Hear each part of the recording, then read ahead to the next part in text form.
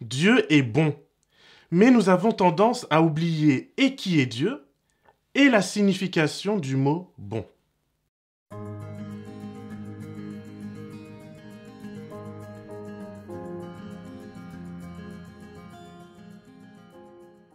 Dieu est amour, Dieu est bon. Voici ce que je répète sans cesse depuis maintenant pas mal de capsules. C'est pourtant ce que Dieu souhaite que nous retenions. Il est bon. Et si tu doutes encore, je t'invite à te plonger dans le chapitre 8 du Deutéronome, ainsi que dans une illustration biblique que je te propose. Le chapitre 8 du Deutéronome explique que, parce que Dieu est bon, il a protégé son peuple dans le désert contre les serpents, contre la chaleur et contre tous les autres dangers du désert. Mais bien que Dieu les a protégés, il a également voulu mettre en lumière les profondeurs de leur cœur.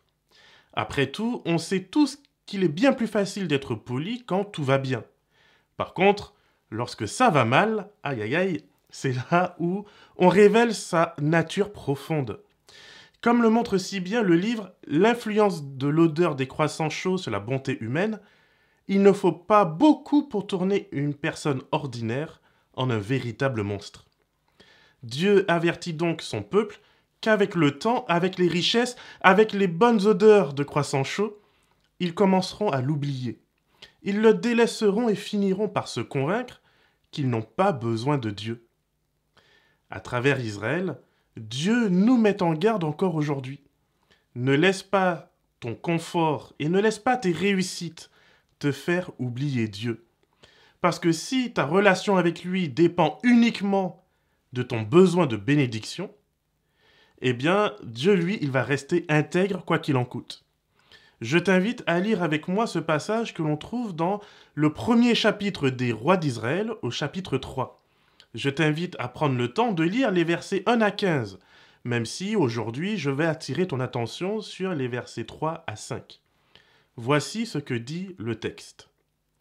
Salomon aimait le Seigneur et suivait les prescriptions de David, son père. Cependant, lui aussi offrait des sacrifices et de l'encens dans les hauts lieux. Le roi se rendit à Gabaon pour y sacrifier, car c'était le principal des hauts lieux. Salomon offrit 1000 holocaustes sur cet autel. À Gabaon, pendant la nuit, le Seigneur apparut en rêve à Salomon.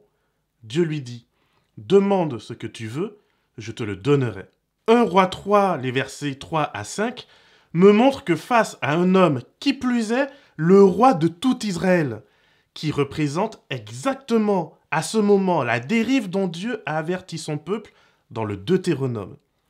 Dieu choisit de se focaliser sur l'amour que Salomon lui porte, plutôt que sur ses dérives idolâtres déjà bien installées avant même qu'il ne reçoive intelligence, sagesse et richesse.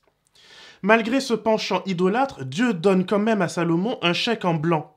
Dieu lui dit « Demande tout ce que tu veux et je te le donne ». Cette proposition lui est faite alors même que Salomon est à un haut lieu et qu'il vient de sacrifier 1000 bêtes à des idoles. Dieu exauce quand même sa prière parce que sa fidélité ne dépend pas de notre perfection. Je ne sais pas si tu te rends compte de l'énormité de ce que je viens de lire avec toi. Je prie simplement pour que cela soit le cas, que Dieu t'éclaire, parce que lui, il regarde au cœur. Dieu regarde à ton potentiel, il regarde à ton attachement pour lui, même quand cet attachement est bancal et imparfait. Cela m'éclaire sur le fait que si Dieu avertit qu'il détruira son peuple en cas d'idolâtrie, il faut vraiment que ces gens atteignent un degré de bêtise énorme avant que Dieu ne se décide à leur retirer sa protection. Et en vérité, c'est exactement ce qui se passe. Les prophètes diront qu'Israël fait pire que Sodome et Gomorrhe, et bien pire que les nations cananéennes qui ont été jugées par Dieu. Et Dieu, lui, il usera d'une patience à toute épreuve, avant de finalement lâcher le jugement sur ce peuple rebelle en leur retirant sa présence. Voilà pour moi ce que signifie la bonté de Dieu. Alors à toi qui m'écoutes, je dois te dire que Dieu t'appelle à tenir compte du fait que tu es un être moral. Tes choix et tes actions sont porteurs de conséquences, soit bonnes, soit mauvaises. Mais toi qui m'écoutes, ne crois pas que Dieu est contre toi, qu'il cherche à te faire échouer, qu'il court après une excuse pour te punir. Si Dieu nous donne un manuel de vie, c'est afin que nous vivions, c'est afin que nous portions du fruit et que nous soyons heureux.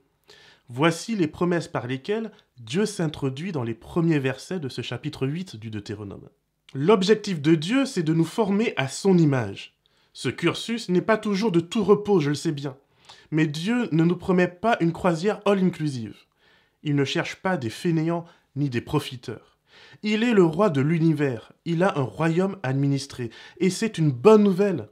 Dieu cherche des partenaires, Dieu cherche des collaborateurs.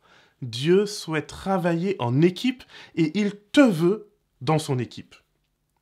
Mais ce n'est pas une position juste pour flatter ton ego. Dieu ne verse pas dans l'emploi fictif. Sa patience, son amour servent à te donner le temps qu'il te faut pour que tu puisses accepter de mettre ta vie en ordre en suivant ses principes, afin que tu puisses toi aussi prendre ton lit et te mettre à marcher. Te mettre à marcher en direction de Dieu. Dieu nous restaure pour une mission, pas pour des vacances. Ce chapitre 8 contient une des paroles que Jésus utilisera face au diable. Lui aussi, il fera face à son désert. Jésus aussi sera tenté, et le diable l'invitera à la rébellion au nom d'une juste cause, au nom de la bienveillance. Il lui dira « Mais si tu es fils de Dieu, sûrement que ton papa d'amour ne veut pas que tu souffres. » Mais Jésus citera au diable ces paroles du verset 3. « L'homme ne vit pas de pain seulement, mais de tout ce qui sort de la bouche du Seigneur. » Cette parole ne signifie pas que nous devrions arrêter de manger de la nourriture physique. Mais cette parole est une invitation à la confiance, surtout dans les moments difficiles. Ce monde et son matérialisme ne peut pas rivaliser avec les promesses divines. Et si Dieu permet à l'épreuve de nous toucher, c'est que Dieu n'est pas intéressé que par notre salut. Il veut nous former en vue du service qu'il attend de nous. Après tout, n'importe quelle personne pourrait être gentille devant la police. Même un criminel y arriverait. Dieu ne veut pas seulement que nous agissions bien, uniquement lorsque nous avons peur de subir des représailles. Dieu veut que nous tombions amoureux du bien. Dieu veut que nous prenions la décision de rejeter le mal et de ne plus tendre une oreille attentive au diable. Dieu souhaite que nous fassions un choix pour lui, pas que nous ayons un pied de chaque côté de la porte. Dieu ne se comporte pas comme les tortionnaires qui promettent d'être gentils avec toi aussi longtemps que tu fais ce qu'ils te disent. Et si tu oses dire non, alors ils deviennent méchants. Ils vont user de leur force et de leur pression pour faire de toi un bon petit soldat obéissant. Mais Dieu n'est pas comme ça. Voici donc le rappel qu'il fera à son peuple. Ton manteau ne s'est pas usé et tes pieds n'ont pas enflé pendant ces 40 ans que tu as passés dans le désert. Et aujourd'hui, Dieu peut dire tellement plus encore. J'ai donné ma vie pour toi. J'ai accepté les crachats, les coups, le fouet. Ce fouet qui a déchiré ma chair. Ces clous qui ont percé mes mains et percé mes pieds. J'ai accepté pour toi le ridicule de ces créatures qui ont cru pouvoir juger et condamner le roi de l'univers, leur propre père et leur créateur.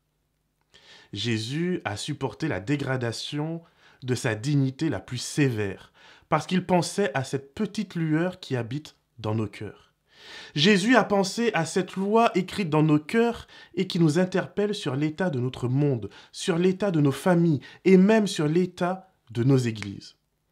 Même les athées se mettent à prêcher la fin des temps et l'Apocalypse. Dans ton cœur, toi aussi, tu sais qu'il revient bientôt et tu sais que tu as un choix.